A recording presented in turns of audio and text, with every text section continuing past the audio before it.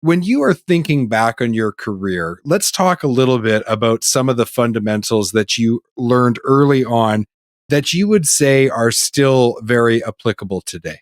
Well, I would think back. I mean, as I watched some of my, as I want to call them, mentors growing up, when I was growing up as a child, and I had, a father that was in sales, and he taught me a few fundamentals, and I'm going to just give you five of them that really stick with me, and they've stuck with me for 30 years. Is really listening to, whoever the customer is, listen to what they're saying, try to gain an understanding of their pain points and see if you can develop solutions for them.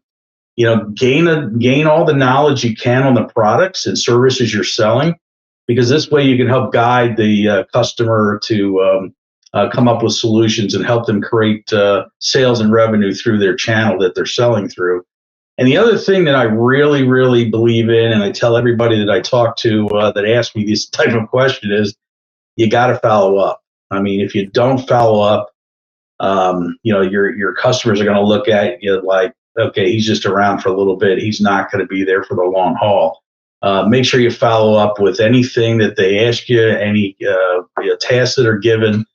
And then the other thing is build those strong relationships.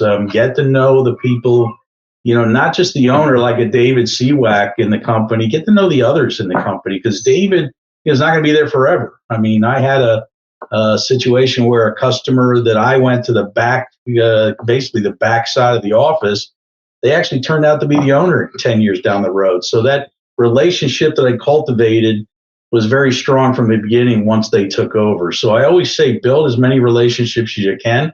They're going to help you in the future. That's always been some of my, I want to say, fundamentals of the business. And then the one last thing that I really look at is you're not going to win every battle, but don't give up, because rejection, I know, is difficult to take sometimes, where you feel like you've done everything you can to win that opportunity. But you know what? It may not be the right opportunity for you, and you just got to go on to the next one and keep working forward.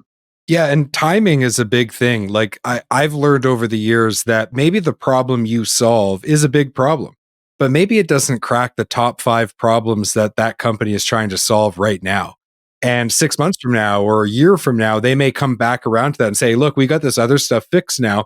I remember you talked to me about that. It's time now we gave that some proper attention. If you don't do that follow up in between, you'll never get a chance at that business.